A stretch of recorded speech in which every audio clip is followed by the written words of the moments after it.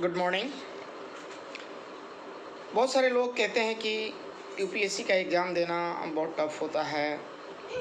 तो मैं एक सीधी सी बात कहना चाहता हूँ कि यूपीएससी का एग्ज़ाम यानी civil services union public service commission या बीपीएससी हो या किसी भी स्टेट का सिविल सर्विसेज का एग्ज़ाम अगर आप देने की सोच रहे हैं तो बिल्कुल घबराना नहीं है। आपको हर हाल में एक ऐसी तैयारी करनी है जिसकी वजह से आपको मोटिवेट के साथ साथ एग्ज़ाम को क्वालिफाई करने के लिए पॉजिटिव थिंकिंग होना बहुत ज़रूरी है। ऐसा मैं इसलिए कह रहा हूँ कि पहले साल में आप खूब मेहनत करके तैयारी कीजिए।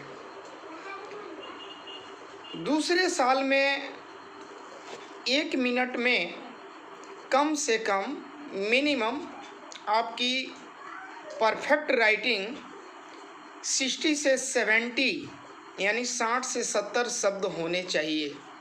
ये आप एक हैबिट बना लीजिए।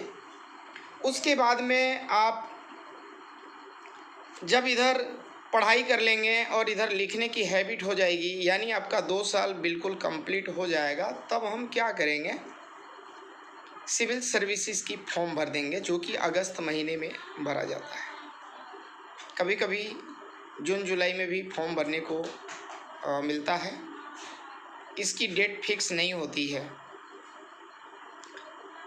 फॉर्म भरने के बाद आप पहला जो स्टेप है आपका प्रीलिम्स का, वो एग्ज़ाम आप दे दीजिए और जी जान से मेहनत कीजिए। और मेहनत किस टाइप का करना है, आपको ओरल ही सब कुछ पढ़ना है और रिटन के लिए सिर्फ 3 आवर्स 3 घंटे पर डे लिखना है। प्रीलिम्स के बाद आप मेंस की एग्ज़ाम देंगे और जब मेंस की एग्ज़ाम देंगे और उसमें अगर आप क्वालिफाई हो गए तो तीसरा स्टेप आएगा आपका इंटरव्यू का। ज़्यादातर बच्चे प्रीलिम्स में ही फेल कर जाते हैं, तो मेंस में आने का कोई चांस ही नहीं होता है। कभी कभी बच्चे प्री निकलने के बाद मेंस नहीं निकाल पाते हैं, तो इंटरव्यू में जाना हो ही नहीं सकता है। तो इसीलिए ये 3 स्टेप दिया गया है, इसीलिए इसे टॉप कहा गया है, क्योंकि कोई भी एग्ज़ाम सिर्फ एक बार दे करके और रिजल्ट लेना होता है। बट ऐसा नहीं है यूपीएससी में। इसमें 3 स्टेप होते हैं, जो तीनों स्टेप को बारी बारी आपको देना होता है। अब ये स्टेप जो हैं ये आपकी सीढ़ी हैं। पहला प्री, दूसरा मेंस। अगर ये दोनों आप क्वालिफाई कर लेते हैं तो जाते हैं इंटरव्यू में।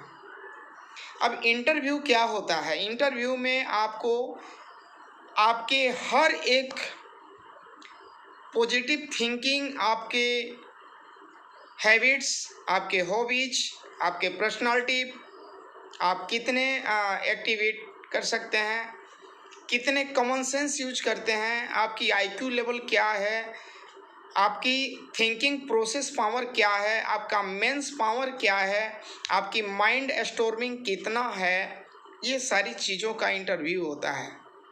क्योंकि आपको एक बड़े लेवल पे बैठाने के बाद कहीं आप घबरा ना जाएं, आप कहीं सोचने में समय ना निकाल दें, आवेश में आकर के आप कहीं गलत कदम ना उठा लें, पावर तो होता ही है।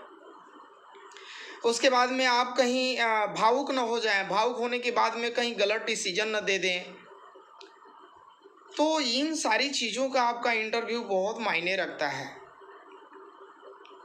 आप प्री और मेंस में थोड़ा अगर कम नंबर्स भी लाते हैं और इंटरव्यू में अगर आप टॉप लेवल पे जाते हैं तो आपको चयनित किया जाता है, आपको सिलेक्ट किया जाता है। लेकिन अगर मेंस और प्री दोनों ही बेटर है और इंटरव्यू में कहीं भी थोड़ी सी अगर सकपकाहट है या झिझक है या कहीं आपके बॉडी स्ट्रक्चर, हैबिट्स और बाकी के कुछ जो आपके गुड हैबिट्स हैं उसमें कहीं डिफ़ॉल्ट पाए जाने के बाद क्या होता है कि आपको इंटरव्यू से डिटेक्ट कर दिया जाता है। और होता क्या है, आप सेलेक्ट नहीं होते हैं। भले ही आप प्री और मेंस निकाल लिए हों, लेकिन इंटरव्यू आपके लिए बहुत ही मायने रखता है। ये दोनों एग्ज़ाम से ज़्यादा इंटरव्यू का एग्ज़ाम मायने रखता है। तभी तो जो भी IAS IPS होते हैं, आम पब्लिक उनके सामने कुछ भी बोलता है, कुछ भी सुनता है, कुछ भी कहता है, वो ज़्यादा आपको रिप्लाई नहीं करेंगे। आपके उस बातों को ऑब्जर्व करते हैं। कोई भी IAS IPS इंस्पेक्टर हो या एक हेड कांस्टेबल हो, वो क्या करते हैं, आपके बातों को गौर से सुन के ऑब्जर्व करते हैं कि ये बंदा कहीं, ये पब्लिक कहीं बनी बनावटी बातें हमसे पेश तो नहीं कर रहा है। देखिए, आम पब्लिक में और एक संवैधानिक पद पे बैठे हुए आदमी में काफ़ी फ़र्क यही होता है, और ये सिर्फ आपके एजुकेशन का डिफरेंस है। तो इसीलिए कहते हैं कि एजुकेशन इतना मायने नहीं रखता है, मायने तो आपका माइंड भी रखता है। पढ़ लिख लेने के बाद में डिग्री आपके पास हो, इस बात से मैं मानता हूँ, लेकिन वो डिग्रियाँ काम नहीं करेगी। करना आपको है, आपका माइंड करेगा। आपका पावर कितना स्टेबलाइज कर रहा है, कितना ग्रो एंड थ्रो पावर आपका स्ट्रॉन्ग है, ये मायने रखता है। आपको कोई भी कुर्सी दे दिया जाए बैठने के लिए, तो किसी के सिफारिश पे, किसी के पैरवी पे, आपके किसी MLA, मंत्री, विधायक या कोई बड़े संवैधानिक पद पे हैं, उनके रिक्वेस्ट से आपको कुर्सी मिल सकता है। लेकिन कुर्सी पे लगातार बने रहने के लिए आपके अपने तजुर्बे की ज़रूरत है। पद मिल सकती है, नो डाउट, लेकिन पद पे बने रहने के लिए वो आपके जो सिफारिश वाले लोग थे नहीं आएंगे, आपको खुद मेहनत करना पड़ेगा। तो बिल्कुल घबराने की ज़रूरत नहीं है। आप किसी भी कंपटीशन एग्ज़ाम की तैयारी कर रहे हैं तो करें, लेकिन मन से जो डर है, जो भय है, जो झिझक है, जो घबराहट है, जो बेचैनी है, जो अंदर से व्याकुलता है, उसको निकाल फेंकिए। फिर धड़ल्ले से आप जो मंजिल पे जाना चाहते हैं पहुंच जाएंगे, नो डाउट। तो चलिए, आज बस इतना ही। हम फिर मिलते हैं नेक्स्ट किसी मोटिवेशनल वीडियो के साथ। और हमारे YouTube चैनल पे अगर आप लोग नए हैं तो सब्सक्राइब कर लीजिएगा और बेल आइकन दबा दीजिएगा, और शेयर ज़रूर कीजिएगा कि हमारी बात किसी और के पास भी पहुंच जाए। हो सकता है आपकी एक शेयर किसी की ज़िंदगी बदल दे, हमारी एक मोटिवेशन किसी की ज़िंदगी बदल दे।